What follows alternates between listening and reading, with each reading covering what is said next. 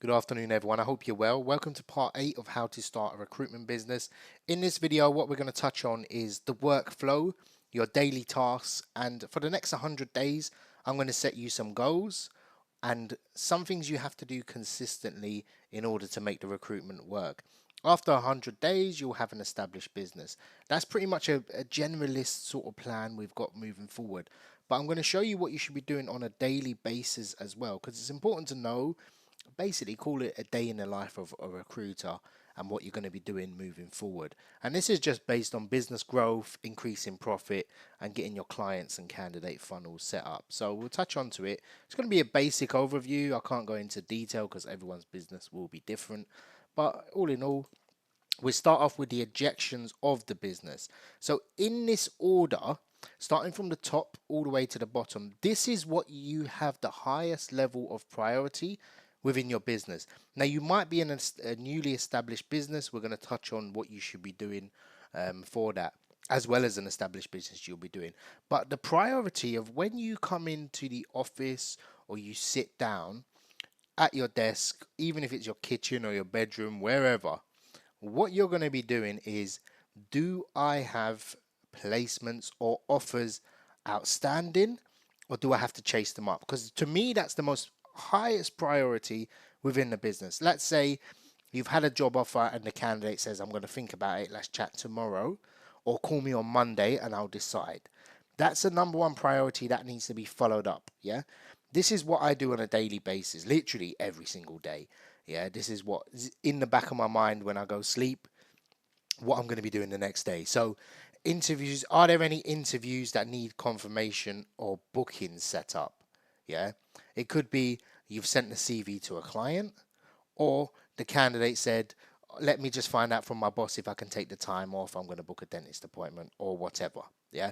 That needs to be booked in. You need to make sure the interviews are scheduled correctly, they're running smoothly. That's a priority. That's, to me, personally, as long as my interviews are all lined up and perfect, I don't really stress about the placements. They'll come in.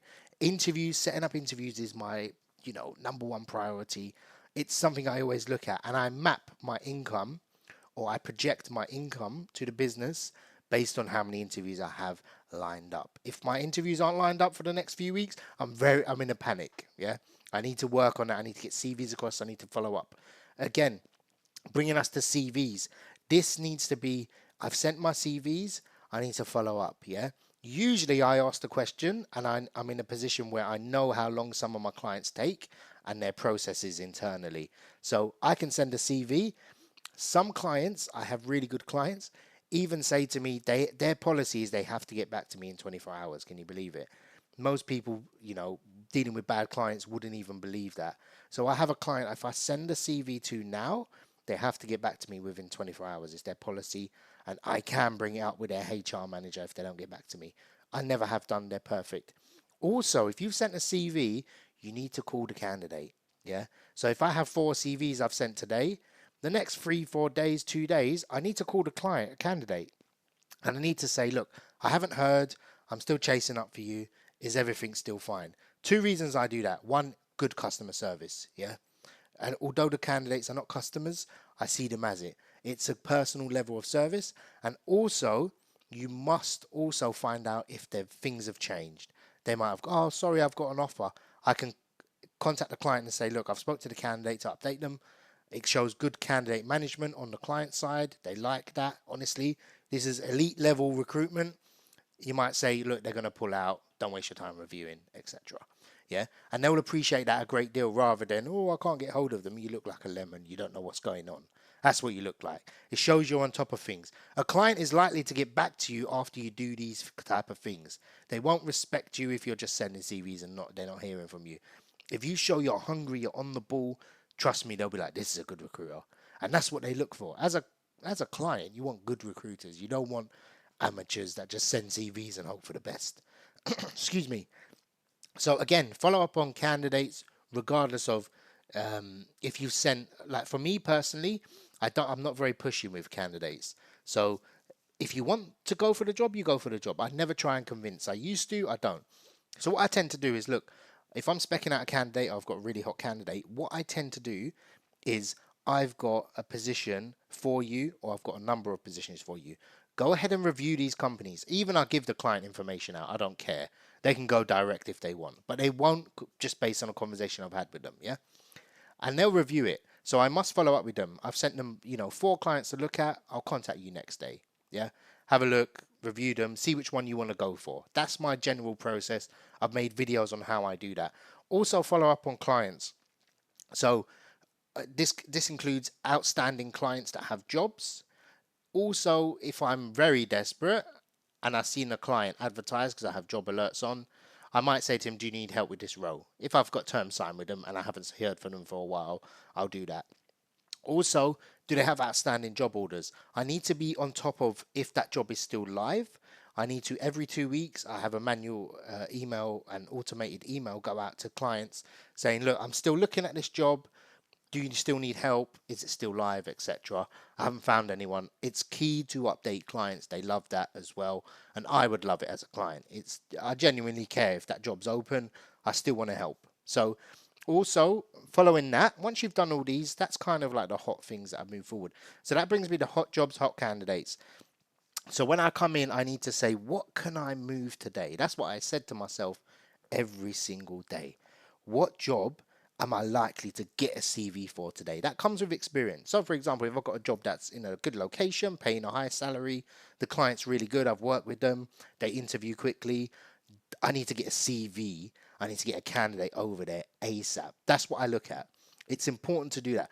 Also, if I've got a really, really good candidate, so I know for a fact the market is in demand for, let's say, a doctor, a cardiologist, yeah, I need to make sure I get that gentleman or that lady across some information, and I need to get his buy-in. I need to get some interviews lined up ASAP for that candidate.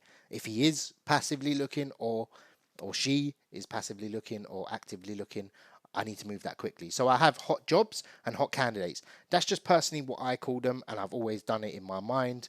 Don't forget, I've always been, a sole lone wolf, and I've always just made up my own things. I've never done any training or whatnot. So again, another priority, if it is, and sorry if I'm rambling as usual, is payments and invoices. Very, very important. Are there anything outstanding? Cash flow can kill your business, especially if you don't have massive amounts of cash flow. I don't have major overheads.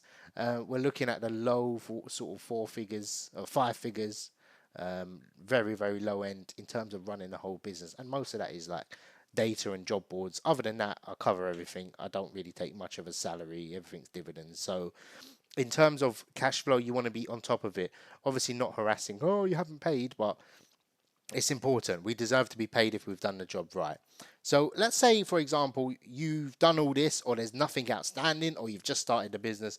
What do you need to do? So jobs and candidates are the priority, yeah? Is the backbone of every agency are jobs. Candidates, the heart of every agency, yeah? You must have a funnel for both, especially if you don't have the priority list cleared. Once you've always, every single day, you must be going through the priority list, yeah?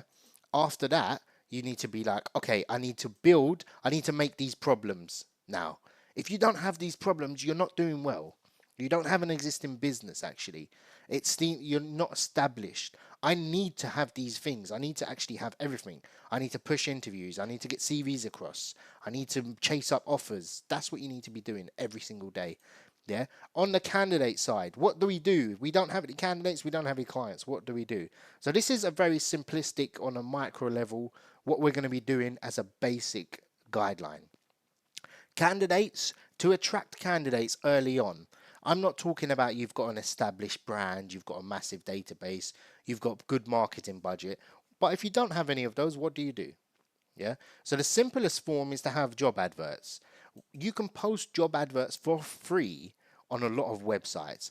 Again, check out my channel. I've made videos on these in terms of just typing CADS Money jobs or job adverts or free jobs, and videos will come up where I've shown you places where you can post and you do get CVs or resumes come across. Again, we must be connecting on LinkedIn.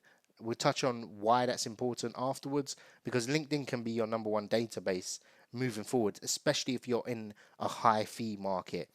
Look at specialist sites. So for example, if you're recruiting developers, you must be on GitHub.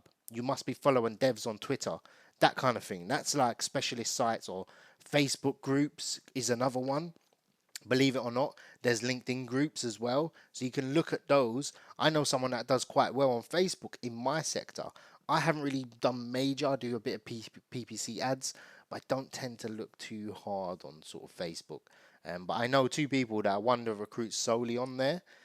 He posts in other groups, and one that owns groups on Facebook. It takes time to establish, but one does have an established business with employees working for them, and they all have their own regions, and they all recruit on Facebook. He's kind of cornered it in the market. So if you search like care assistant jobs in Luton, probably his group will come up, which is really, really good, and a good funnel of traffic. Again, what you must be doing every single day is having 10 live jobs on Indeed, for example. Yeah, you must have that. You must also learn by having those job adverts live. You will learn, where am I getting CVs? If the client is posting CVs in the same area, what are they receiving? Are they getting 30 CVs? Are they getting zero? So you must be able to establish and get some market knowledge. And when you speak to clients, you can say it's a really tough area. Even if we advertise for there, Mr. Client, we wouldn't get any CVs. And in the client's mind, they're thinking, yeah, that's the problem we have. We advertise, we don't get any CVs.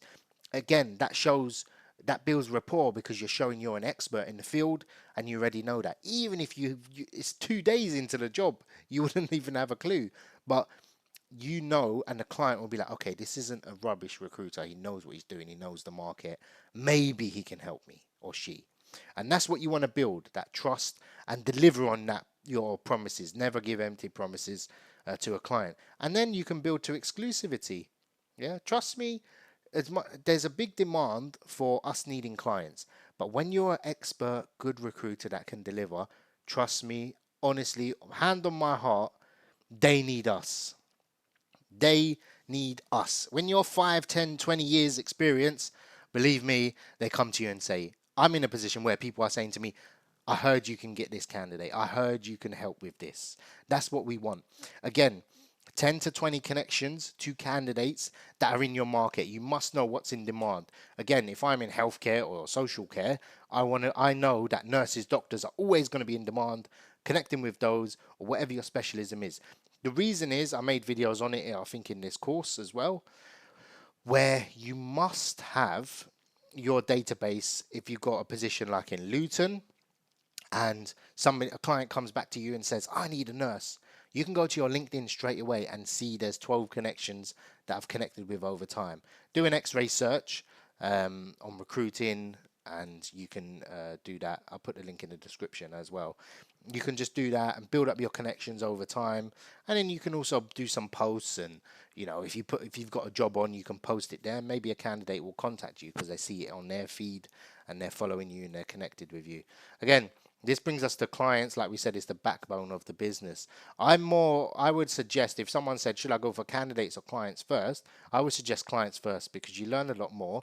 You see where the demand is. There's no point getting loads of candidates and then trying to get clients afterwards.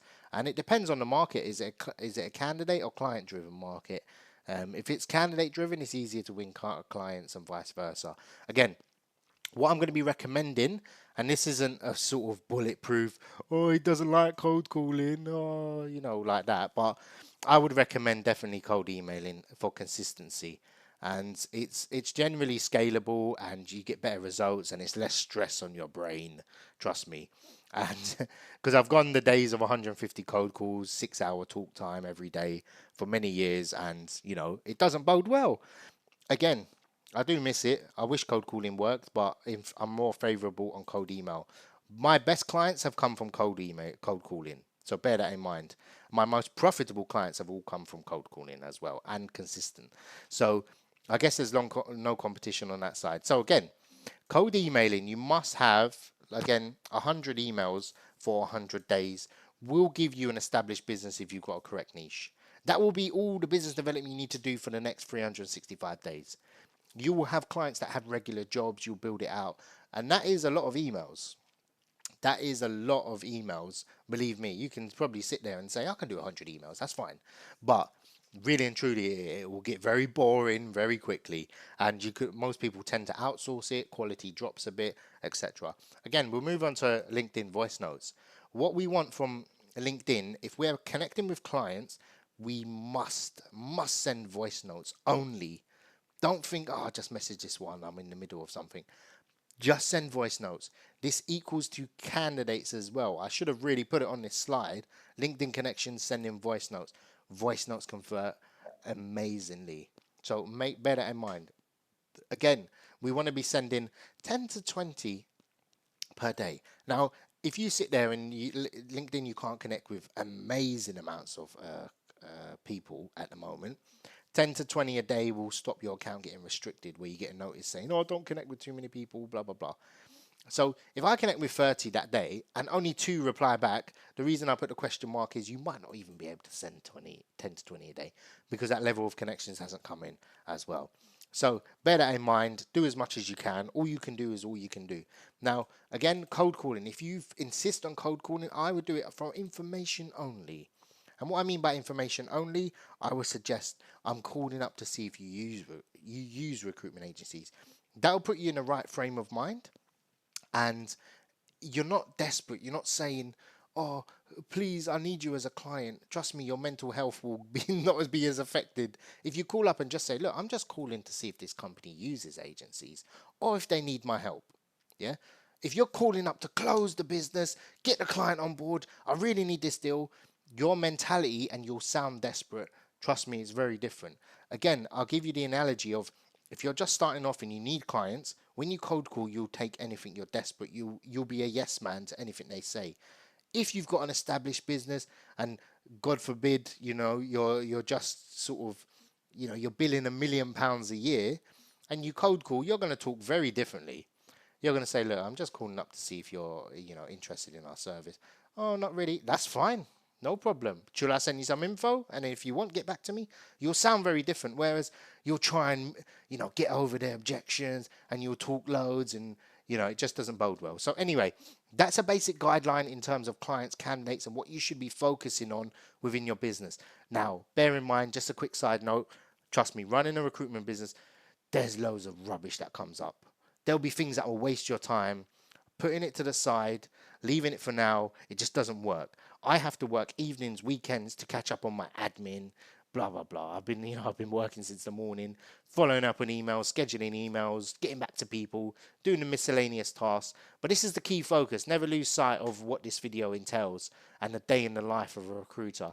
And again, if you need one-on-one assistance with me, you can book a call on cadsmoney.com. I love you all, and take care.